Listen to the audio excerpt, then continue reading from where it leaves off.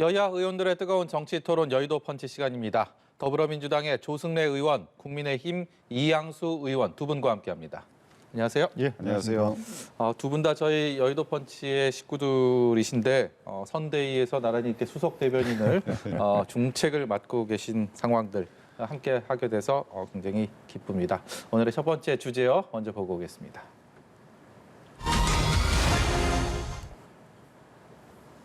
네, 선대위입니다. 선거의 대책을 논의하는 그것도 대통령 선거의 대책을 논의하는 기구라면 그 중요성은 더 이상 말할 필요가 없을 겁니다. 여야 유력 후보들은 이 대선 승리의 전초 기지가 될 선대위를 놓고 이 성격은 조금 다르지만 나란히 고심을 하고 있는 모습입니다. 여의도 펀치 첫 번째 주제로 선대위 얘기해보도록 하겠습니다. 먼저 이재명 후보 선대위는요. 그동안에 선대위 출범부터 한 달여의 시간 동안 여러 가지 일을 겪었습니다. 용광로 선대위를 표방을 했다가 너무 이게 비대하다라는 내부적인 비판이 있었고 주요 당직자들은 또 스스로 당직을 내려놓고 완전히 이재명식 선대위로 재편되는 그런 모습인데요. 일련의 상황들 조승래 의원께서도 쭉 보고 계실 텐데 어떻게 생각하십니까? 예, 더불어민주당의 이재명 후보 선거대책위원회는 지금 이제 1단계로 원팀 선대위 또 용광로 선대위로 구성을 해서 당의 그 경선 과정에서 벌어졌던 여러 가지 긴장이나 갈등 같은 것들을 당내에서 이렇게 용광로처럼 녹여내서 원팀으로 만드는 과정에 이제 성공했다. 1단계는 그렇죠. 그런데 이제 원팀을 이렇게 쭉 하다 보니까 다소 어떤 문제가 있었냐면 조금 우리가 좀 기동력 있게 대응하는데 좀 아쉬움이 있지 않았냐라는 일종의 좀 반성이 좀 있었던 것이고요. 그런 의미에서 선거대책위원회를 2단계로 좀 진화시켜야 되겠다. 그럼 진화의 방향은 무엇이냐? 그거에 대해서 이재명 후보가 진화의 방향에 대해서 몇 가지로 이제 제시를 했던 것이죠. 첫 번째로는 우리 민주당의 선거대책위원회가 국민들과 늘상 커뮤니케이션, 소통을 정말 잘 원활하게 할 수 있는 그런 조직이 됐으면 좋겠다라는 게 첫 번째고요. 두 번째로 당연히 그렇다 보니까 국민들의 앞에서 뭔가 겸손하고 경청하는 선대위가 됐으면 좋겠다. 그것이 두 번째 방향이고 세 번째는 그러면서도 일을 처리해 나가는 데 있어서는 기동력 있고 기민하게 또 집행력을 높여나가는 방향으로 선거대책위원회가 좀 구성됐으면 좋겠다. 이것이 이제 이재명 후보의 생각이었고 이 생각은 비단 이재명 후보의 생각일 뿐만 아니라 선거대책위원회를 구성해서 운영했던 모든 우리 민주당의 구성원들이 다 공통적으로 느꼈던 바여서 그 부분에 대해서 공감대가 형성이 됐던 것이고요. 그런 의미에서 지난번 의원총회에서 의원들도 선거대책위를 이렇게 진화시켜야 된다는 것에 대해 공감대를 만든 것이고 예. 그에 따라서 주요한 분들이 백의종군을 선언하게 된 것이고 그에 따라서 이제 후속적인 작업을 진행하는 것이고 핵심은 국민과 소통하는 선대위 또 실행력을 높이는 선대위 그래서 승리하는 선대위를 만드는 것이 이재명 후보 선대위의 구상입니다. 네. 윤석열 후보 측에서는 이 민주당 선대위의 이 흐름들을 쭉 지켜보시면서 또 전략을 나름대로 또 짜고 나만의 것들, 승리 전략들을 만들고 계실 텐데 지금 일련의 흐름들을 어떻게 보고 계시는지도 좀 궁금합니다. 글쎄요, 이제 사실은 저희보다 한 달 먼저 후보가 뽑혀서 본선 준비를 더 아주 좀 빠르게 그리고 안정되게 하리라 믿었었는데 기존의 선대위를 다 뭐 하방이라는 이름으로 해가지고 기존 선대위를 좀 해체하고 새로 지금 만드는 것 같더라고요. 근데 기존 선대위도 뭐 용광로 선대위 이런 것들을 표방하셨기 때문에 반응이 좋을 거다 이렇게 생각했는데 그렇게 하게 된 이유는 아마 이재명 후보의 특성과 현재 민주당의 특성이 잘 조화롭지 못했기 때문에 그런 불협화음이 생긴 거 아닌가 하는 생각이 들어요.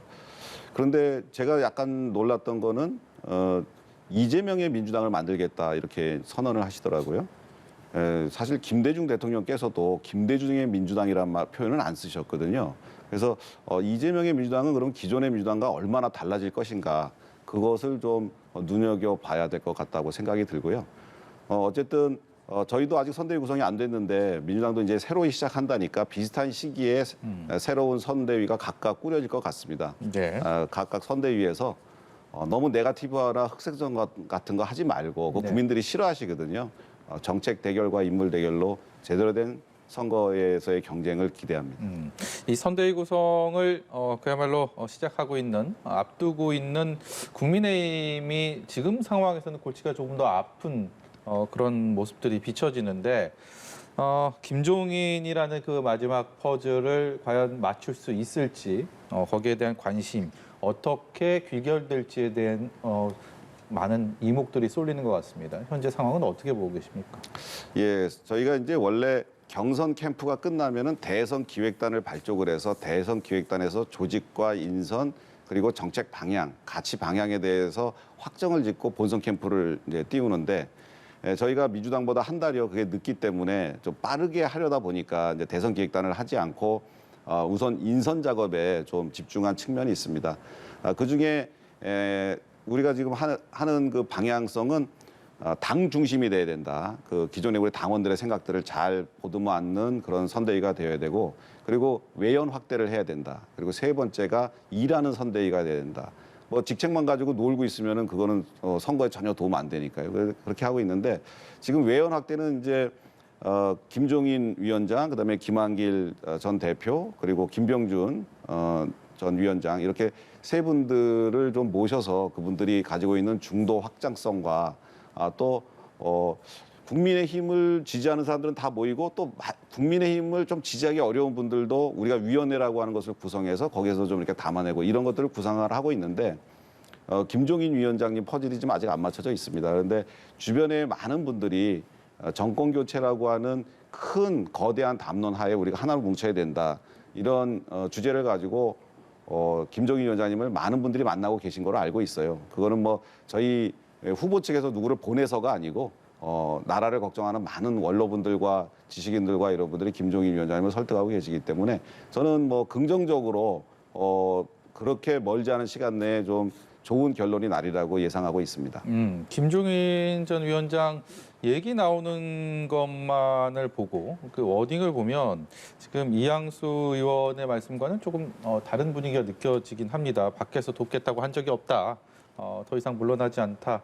오늘로서 끝을 내면 잘 됐다. 뭐 이런 얘기들 자체를 앞으로 뭔가 좀 상황을 반전시킬 수 있는 그런 함의를 품고 있다라고 해석하기엔 조금 어폐가 있지 않을까 이런 생각이 드는데.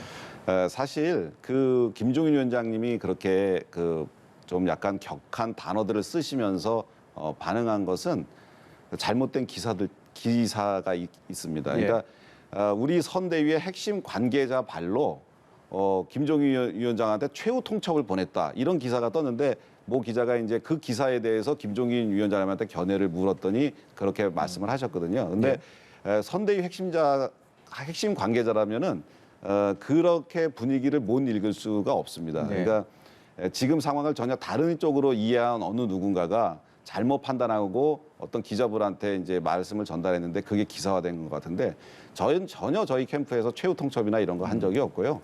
저희 캠프는 아까 말씀드렸듯이 중도 확장성과 외연 확대를 노력하고 있기 때문에 그리고 김종인 위원장님은 복지 비전 그리고 경제 민주화 같은 그런 중도적 확장성 정책 그리고 미래 비전 이런 것들을 가지고 있는 분이기 때문에 저희가 모시려고 하고 있고 김종인 위원장님도 그런 생각을 여러 차례 피력하셨기 때문에 몇 가지 선결 요건만 해결되면 잘 해결되리라고 믿습니다. 이 국민의힘 선대위의 이 중심 인물들 거론되는 인물들 김종인, 뭐 김한길, 김병준 공교롭게 이제 삼김이라고 언론에서는 칭하기도 하는데 이 인물들을 보면 민주당과도 다 연관이 있는 민주당에서도 전혀 뭐 이렇게 신경을 쓰지 않을 수는 없는 그런 인물들입니다. 어떻게 보시는지도 궁금한데요. 그런데 이제 김종인 위원장의 경우에는 뭐 직전까지 뭐 국민의힘의 그 비대위원장을 하셨지 않습니까? 뭐 김병준 그 위원장도 마찬가지죠. 그리고 그 김병준 위원장 같은 경우는 지난번 총선 때 세종에 출마까지 했던 분입니다. 그러니까 그분들이 뭐 새로운 분들이 아니고 과거에 국민의힘의 깊숙이 관계를 했던 분들이에요. 그래서 무슨 새로운 인물이란 얘기는 좀 어폐가 있는 것 같고. 김한길 대표의 경우에는 물론 이제 그렇지만 저분이 실제로 지난번 대선 때도 뭐 특별한 역할을 하시진 않았어요. 사실상 정치에서 좀 떠났던 분이었기 때문에 건강이 좀 안 좋았다라는 그렇죠. 그런 이유도 있었잖아요. 있겠지만 그런 의미에서 정치를 또 떠났던 분이어서 저분이 어떤 정치적 영향력이 있을지에 대해서는 좀 의구심이고 어쨌든 전체적으로 외연을 확대한다라는 이제 평가 자평을 하고 있습니다만 제가 보기에는 조금 이제 낡은 인물들을 전면에 내세우려고 하는 것이어서 저는 좀 안타깝다라는 말씀을 드리겠고 또 한편으로는 오늘 뭐 발표된 뭐 본부장급 인사가 있던데 그 중에서 이제 김성태 직능본부장의 경우에는 그 자녀의 이제 KT 채용 비리 문제 가지고 지금 2심에서 항소심에서 유죄가 확정돼 있지 않습니까? 그래서 물론 이제 대법원에 상고가 돼 있는 상태이긴 합니다만 그런 분을 그 직능본부에 전면 배치해서 선거 캠프를 뿌린다는 것이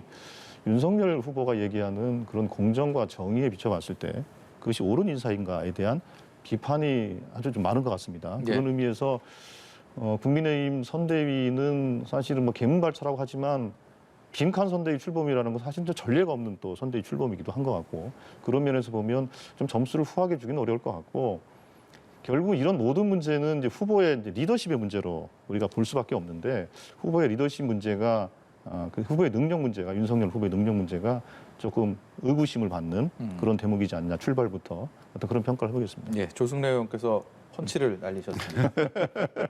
시작 전에 살살하자 그래놓고 세게 나오시네요. 윤석열 후보가 그 여의도 정치를 많이 하지는 않았지만 그 여의도 정가에 와서 지금 의원들과 소통하고 정치인들과 뭐 이렇게 뭔가 이의를 도모하고 하는 게 습득력이 굉장히 빠르고 가장 그 중요한 핵심은 윤석열 후보는 공정과 정의. 그러니까 대부분의 정치인들은 나한테 이것이 이익이 되느냐, 나한테 이것이 이익이 안 되느냐로 판단을 하는데 윤석열 후보는 이게 옳으냐 그르냐로 많이 판단하는 것을 봤습니다. 그래서 윤석열의 리더십은 공정과 정의고 그 옳고 그름을 가지고 판단하는 그런 분이기 때문에 대통령으로서 참 자격이 되는 분이다라는 생각을 저는 옆에서 많이 느꼈고 선대위 구성과 관련해서도 실무자들의 판단을 굉장히 존중을 합니다. 이번에 지금 6개 그 총괄본부장들을 먼저 한 이유는 그분들이 12월 6일 날 저희가 선대위 발대식이 있는데 그 전에 실무급들 인선을 해야 됩니다. 그래서 6개의 그 총괄본부장들은 빨리 인선 작업을 해야 되기 때문에 먼저 하고 그리고 언론에 대한 대응은 지금도 계속 이루어지고 있기 때문에 대변인단하고 공보단을 또 인선해야 돼요. 그래서 오늘은 그렇게만 지금 인선을 했는데 여기에 그 실무자들의 견해를 충분히 반영해서 직능본부라든지 조직본부라든지 정책이라든지 여러 사람들이 논의를 해서 그중에 가장 적합한 사람이 이분이다라고 이렇게 건의를 하면 그게 받아들여지는 형식으로 됐어요. 사실 지금 정책본부, 뭐 조직본부, 홍보 뭐 이런 데가 정말 우리 당에서 내노라 하는 그 전문가들이 그 본부장을 지금 맡고 있거든요. 예. 그리고 언론 쪽도 언론 전문가들이 지금 배치가 되어 있습니다. 그래서 우리 선대위가 이제 전체를 다 공개를 하면 거기에는 청년과 그다음에 여성과 그리고 개혁적 인사 뭐 이런 분들이 또 있습니다. 그래서 아마 이제 다음 주 내주쯤에는 그런 전체적인 윤곽이 발표될 텐데 그때는 아마 조승래 의원님께서도 흡족하시지 않을까 생각이 듭니다. 그건 이제 적절하지 않은 인사가 본부장급에 배치됐다라는 이제 문제 제기가 언론을 통해서 나오고 있고 또 많은 분들이 얘기를 좀 하고 있는 부분이 있어서 그게 하여튼 그거를 이제 전달을 한 것이고 저는 그래서 적절하지 않은 인사라고 보고 있고 결국에는 첫 단추를 어떻게 깨느냐가 정말 중요하지 않겠습니까? 그리고 선대위라는 것이 그 선거를 책임지고 꾸려 나가는 조직이고 후보의 입과 귀, 손과 발의 역할을 하는 것이어서 어떤 인사들이 전면에 포진돼 있다는 것이 후보의 리더십을 한쪽으로 보여주는 것이어서 좀 적절치 않은 인사가 좀 단행된 것이 아니냐라는 이제 문제 제기를 하는 겁니다. 예, 사실 뭐 후보를 보좌하는 선대위 조직이 훌륭한 분들이 많이 있는 게 좋죠. 그런데 무엇보다도 후보의 자질이 가장 중요하죠. 후보가 대장동 사건으로 인해서 그 배우다, 그 윗분이다라고 하는 의혹을 많이 받고 있는데 특검에도 임하지 않고 있는 그런 후보가 사실은 더 문제인 거죠. 그러니까 선대위도 중요하지만 가장 중요한 건 후보 그 자체다. 저는 민주당에서 대장동 특검을 계속 피하고 있는 게 정말 이해할 수가 없습니다. 왜냐하면 깨끗하다면 그렇게 당당하다면 특검에 임해야 되는데 이재명 후보는 또 말로는 계속 특검을 받아들이겠다고 해요. 그런데 실제로 원내대표가 자 특검 협상합시다. 그러면 원내대표가 안 옵니다. 차일피일 미루고 그리고 뭐 계속 핑계만 대요. 특검할 의지가 없는 거죠. 그래서 제대로 된 후보를 내놓고 선대위를 잘 구성해서 선거를 해야지 후보에 문제가 있는 분을 내놓고 선대위 잘 구성하는 게 무슨 의미가 있을까 하는 생각이 드네요. 근데 이제 그게 저는 그렇게 보거든요.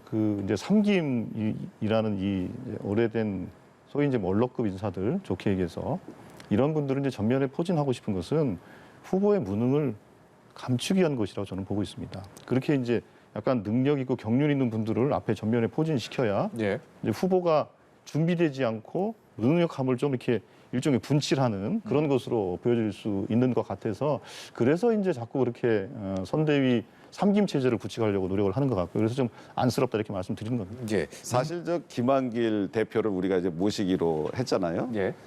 사실은 김한길 대표는 이제 호남에서도 상당히 인지도가 높고 또 옛 동교동계 분들하고도 다들 많이 따르고 DJ의 그 대통령 되는 과정이라든지 노무현 대통령이 되는 과정에서 상당히 역할을 하신 분입니다. 저희가 김한길 대표를 모셔오기로 이렇게 할 때 수많은 민주당의 그 국회의원들과 정치인들이 김한길 대표한테 전화하고 가서 만나고 말리려고 노력을 많이 했어요. 아무 필요 없고 별로 소용없는 분이라면 민주당에서 그렇게까지 전사적으로 나서서 막으려 했겠는가 하는 생각이 든다면 김한길 대표나 이런 분들이 절대 그렇게 뭐 노예한 분이고 그냥 한물 간 분이고 이렇게 보는 것은 좀 무리가 있다고 생각하고요. 김병준 위원장도 노무현 대통령의 정책실장을 지낸 분입니다. 노무현 때 정책 총괄하신 분이에요. 노무현의 정책 총괄하셨고 우리 당의 위원장을 하셨고 이런 분들 여야 없이 우리나라의 어떤 석학이자 지도자로 존경받는 분들 그리고 우리 김종인 위원장도 민주당의 대표도 하셨고 우리 당의 위원장도 하셨고 이런 분들이 바로 여야의 모든 정책을 다 알고 사람을 다 알고 나중에 대통령이 돼서도 이런 분들의 추천에 의해서 사람을 진영을 가리지 않고 쓴다. 우리끼리 지금 586끼리 지금 민주당 친문 정권 이렇게 구축하고 있는 거 참 보기 안 좋은데 이런 분들이 나서서 한다면 대한민국이 하나로 통일될 수 있는 국론이 하나로 묶일 수 있는 그런 좋은 기회가 아닐까 생각이 듭니다. 조승래 의원께서는 윤석열 후보의 이 선대위 기용 방식에 대해서 본인을 좀 부족한 점을 감추기 위한 그런 것 아니냐라는 말씀하셨는데. 근데 아무래도 예. 지금 그 선대위 구성과 관련해서 삼김의 얘기만 나오지 사실은 후보는 없습니다. 후보가 도대체 어떤 비전을 가지고 어떤 정책을 가지고 내가 대통령이 되는 이유에 대해서 저는 체계적으로 들어본 바가 없습니다.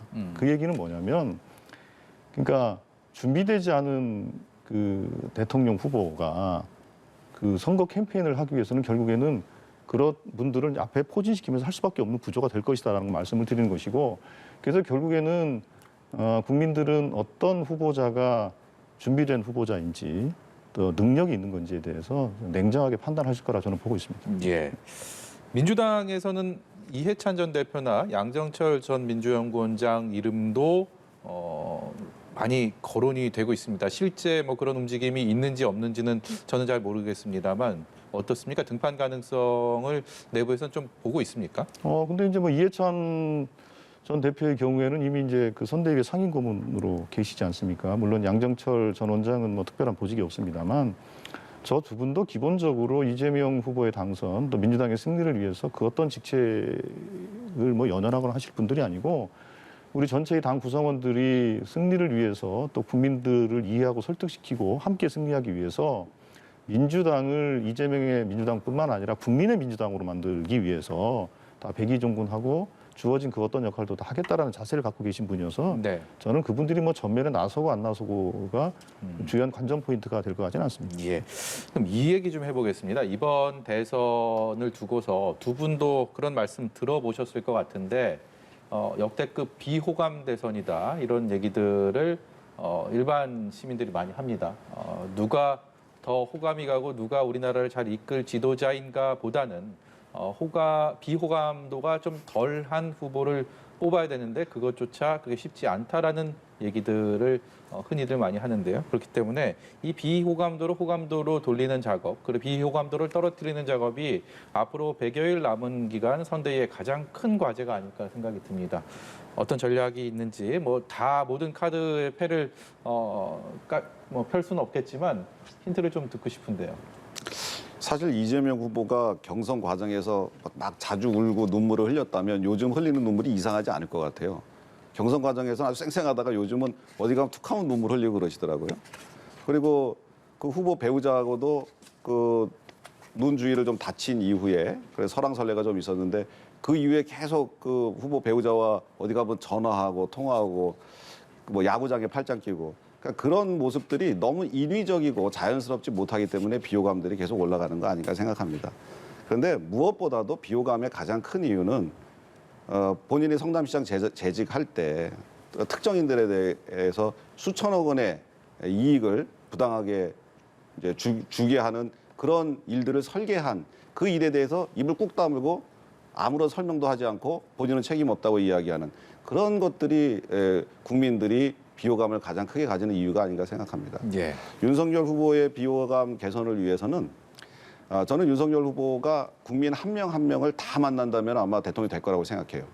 그만큼 굉장히 소탈하고 소박하고 서민적이고 그래서 그리고 또 사람이 공정하고 뭐 정의롭다는 것이 말로만 그런 게 아니고 굉장히 사리가 분명합니다. 그래서 그런데 다 만날 수가 없잖아요. 결국은 언론을 통해서 국민을 만나야 되는데 윤석열의 본 모습을 언론을 통해서 국민들과 더 많이 접할 수 있도록 최선을 다하겠습니다. 예. 예. 비호감도.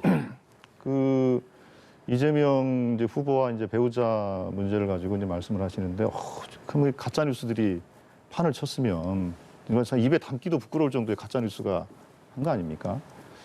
그래서 사실은 그 배우자 얘기를 하면 그 앞에 나서지 못하는 또 배우자도 있는 것인데, 예. 그렇지 않습니까? 그거에 비하면 그 두 부부가 어쨌든 그동안 그 30년 가까이 살아오면서 가졌던 그 부부로서의 정, 그런 것들을 국민들께 보여드리는 것이 저는 자연스러운 일이라고 보고 있고요. 그런 면에서 그런 노력들이 이제 축적이 되면 국민들이 혹시 가지고 있는 일종의 이제 비호감 같은 것들은 어느 정도 상쇄가 될 거라 제가 보고 있고요. 또 한편으로 얘기하면 이재명 지사가 경기도지사 할 때 그 도정 업무 그 직무 수행 지지도가 뭐 70%가 넘을 정도로 이재명 지사가 경기도민들의 압도적인 지지를 좀 받았던 분인데 그 압도적인 지지를 받았던 핵심적인 내용은 뭐냐? 일을 잘한다는 거였습니다. 그러니까 일을 대하는 태도가 분명하고 이 문제가 어떤 문제인지에 대해서 본질을 정확하게 꿰뚫는 능력이 저는 탁월하다고 보고 있습니다. 그렇고 두 번째로는 그러기 때문에 본질에 빠르게 접근해서 문제를 바로 해결하는 능력을 갖고 있기 때문에 저는 그 능력 있음에 대해서 평가를 했다는 걸 보고 있습니다. 그래서 그것이 국민들에게 더 부각이 됐으면 좋겠고요. 또 상대적으로 윤석열 후보가 갖는 검찰 생활만 했던 그 아주 좁은 시야가 준비가 안 돼 있고 무능력하다라는 것을 대비가 되면 저는 자연스럽게 비호감도가 떨어질 것이다 이렇게 보고 있습니다. 예. 두 분이 말씀하셨던 그 비호감도를 떨어뜨리는 그리고 상대방의 비호감도를 높이는 그런 대로 국민들이 유권자들이 어떻게 판단해야 될지 앞으로 100일 동안에 가장 큰 관전 포인트가 아닐까 생각을 해봤습니다. 오늘 말씀을 여기까지 듣도록 하겠습니다. 지금까지 민주당 조승래 의원, 국민의힘 이양수 의원이었습니다. 고맙습니다. 예, 감사합니다.